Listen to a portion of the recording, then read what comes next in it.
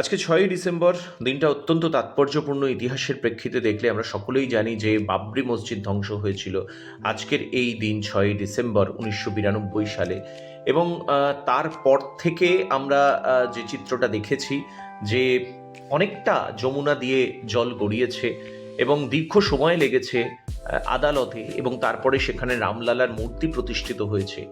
আজকের দিনেই ঠিক ৩৩ বছর বাদে পশ্চিমবঙ্গের মুর্শিদাবাদে বাবরি মসজিদের শিলান্যাস হলো। এবং এই মসজিদ তৈরি করতে বিপুল অঙ্কের অর্থ লাগবে, প্রায় ৩০০ কোটি টাকার মতো অর্থ লাগবে। এবং আজ থেকে ঠিক বছরখানেক আগে তৃণমূল কংগ্রেসের ভরতপুরের বিধায়ক হুমায়ুন কবির তিনি বিধানসভার গেটের সামনে দাঁড়িয়ে প্রথম বলেছিলেন যে মুর্শিদাবাদেও বাবরি মসজিদ তৈরি হবে এবং ৬ই ডিসেম্বর ২০২৫ সালে বছর শেষে ৬ই ডিসেম্বর সংহতি দিবসের দিনেই এই মসজিদের শিলান্যাস হবে। এবং সেখান থেকে আরও এক ধাপ এগিয়ে হুমায়ুন কবির তিনি একথাও বলেছিলেন স্বয়ং প্রধানমন্ত্রী নরেন্দ্র মোদীকে দিয়ে সেই মসজিদের উদ্বোধন করানো হবে।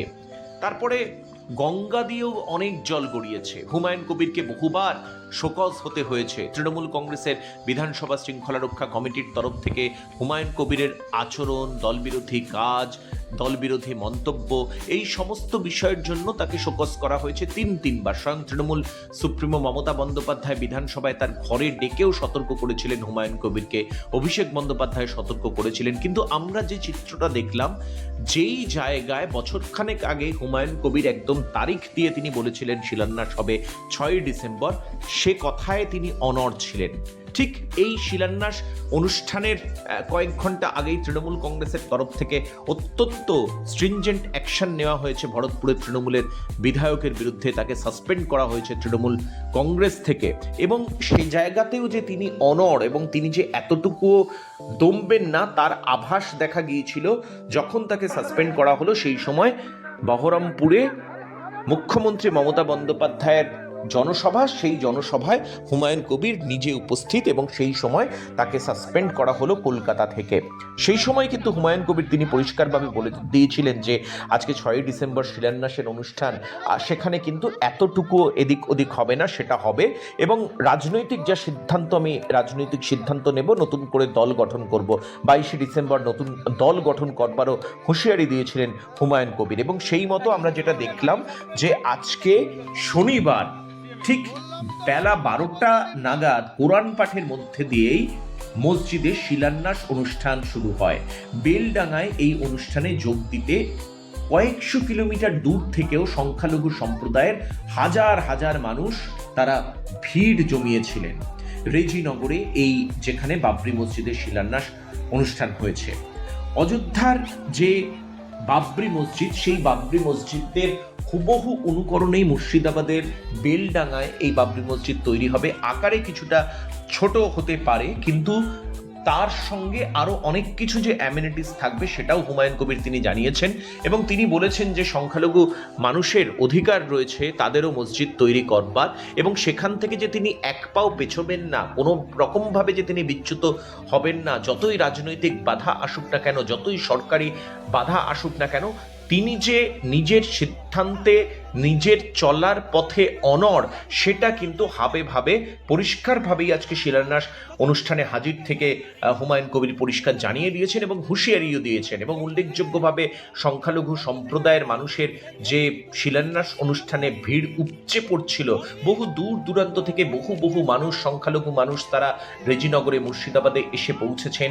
বহু মানুষ তাদের ধর্ম বিশ্বাসের কারণে তারা সঙ্গে করে ইট নিয়ে এসেছেন, যাতে বাবরি মসজিদের নির্মাণ কাজের সময় তাদের ব্যবহৃত ইটটিও ব্যবহার হয়।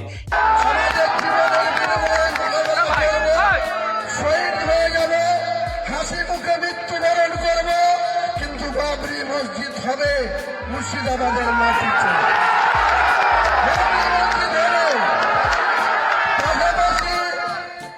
পাশাপাশি একটা ইসলামিক ৫০০ বেডের একটা হসপিটাল হবে।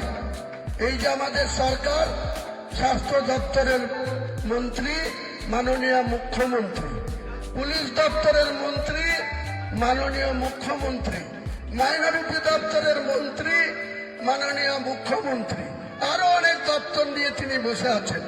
আজকে যান, এখানে যে মিডিয়া আছে, ন্যাশনাল মিডিয়া আছে, তিনারা যান বহরমপুর মেডিকেল কলেজে, গিয়ে যদি দেখতে না পান যে একটা বেডে 3 জন করে রুগী শুয়ে আছে, কোন রুগী বেড নিচে শুয়ে আছে, ঠান্ডার দিন মেঝেতে শুয়ে আছে, তার স্বাস্থ্যের কি অবনতি হচ্ছে, যারা স্বাস্থ্য পরিষেবা পেতে গিয়ে তাদের স্বাস্থ্যের আরো অবনতি হচ্ছে।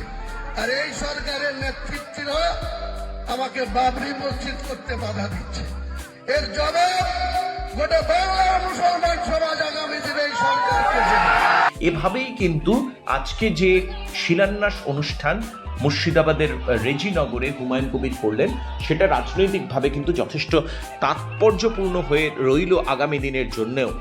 এখান থেকেই কিন্তু আগামী সময়ে রাজনৈতিক অনেক কিছু পারমুটেশন, কম্বিনেশন, হিসেব নিকেশ তৈরি হবে বলা যেতেই পারে।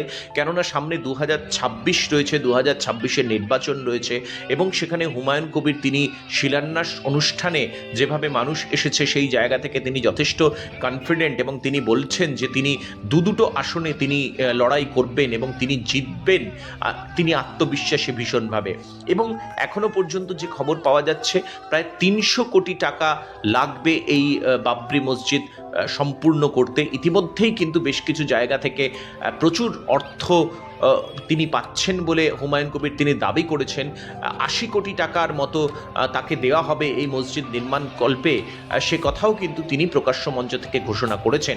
অর্থাৎ এই জায়গায় কোনোরকমভাবে সরকারি সাহায্য নয়, সাধারণ মানুষ, সংখ্যালঘু সম্প্রদায়ের মানুষদের যে দান ধ্যান থাকবে সেখান থেকেই বাবরি মসজিদ যে নির্মাণ হবে, রেজিনগরে এই বাবরি মসজিদ নির্মাণ হবে, সেই বিষয়টা কিন্তু সকণ্ঠে পরিষ্কার করেছেন হুমায়ুন কবির।